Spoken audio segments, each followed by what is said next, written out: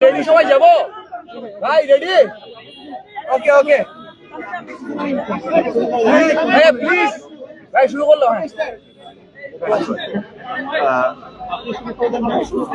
ভাইয়া প্লিজ আচ্ছা ভাই, আমরা মেইনলি যে কারণে আজকে এখানে সবাই একসাথে হয়েছি, যেটা হলো লাস্ট 2-3 মাস 4 মাসে কিছু কিছু ইনসিডেন্ট ঘটছে, যেটা নিয়ে প্রত্যেকটা প্লেয়ারের মনে একটা কষ্ট ছিল। প্লেয়ার্স ওয়ার এক্সট্রিমলি আপসেট যে ধরনের বিহেভিয়ার অথবা যে ধরনের কাজকর্ম হচ্ছিল। আমি 2-3টা পয়েন্ট আপনাদের সাথে শেয়ার করতে পারবো। প্রথম কথা হলো তৌহিদ হৃদয়ের ইস্যুটা যেটা হইলো যে তার সাথে একটা মাঠে ইনসিডেন্ট হয়, ওকে 2টা ম্যাচের জন্য সাসপেন্ড করে।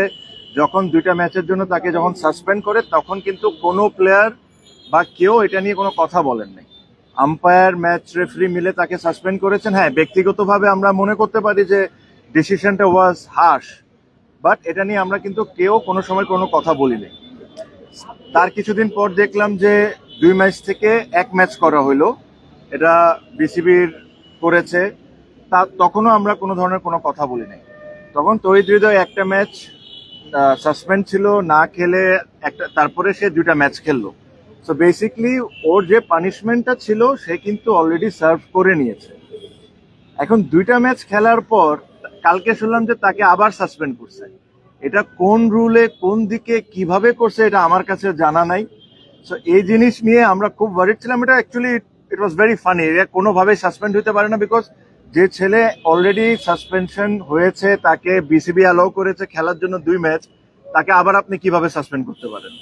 তো এটা আমাদের একটা বড় পয়েন্ট ছিল। সেকেন্ডলি, কিছুদিন আগে আপনারা দেখেছেন যে গুলশান আর শাহিনপুকুরের ম্যাচে কিছু আনপ্লেজেন্ট ঘটনা ঘটেছে। আমরা এই জিনিসটা ক্রিকেট বোর্ডকে ভেরি ক্লিয়ারলি বলেছি যে দেখেন, যদি ওখানে কোনো ধরনের কোনো কারাপশন হয়ে থাকে বা কোনো প্লেয়ার কোনো রং ডুইংসে থাকে, আমরা সবাই চাই এটার শাস্তি হোক। আমরা এটার সাথে 100%। বাট তার মানে এটা না আর কাউকে এটার কোনো অধিকার নাই আপনি ওই 2টা ছেলেকে নিয়ে যায় মিডিয়ার সামনে তাকে দিয়ে অ্যাক্টিং করাবেন। এটা ওয়ার্ল্ডে কোনো অ্যান্টি কারাপশন বা কোনো জায়গায় এই নিয়ম নাই। আপনি ওই 2টা ছেলেকে বেজ্জত করবেন মিডিয়ার সামনে, সেম জিনিসটা অ্যাক্টিং করায়। So this are an insult towards cricketers. এই জিনিস নিয়ে আমরা এক ফোঁটাও হ্যাপি ছিলাম না।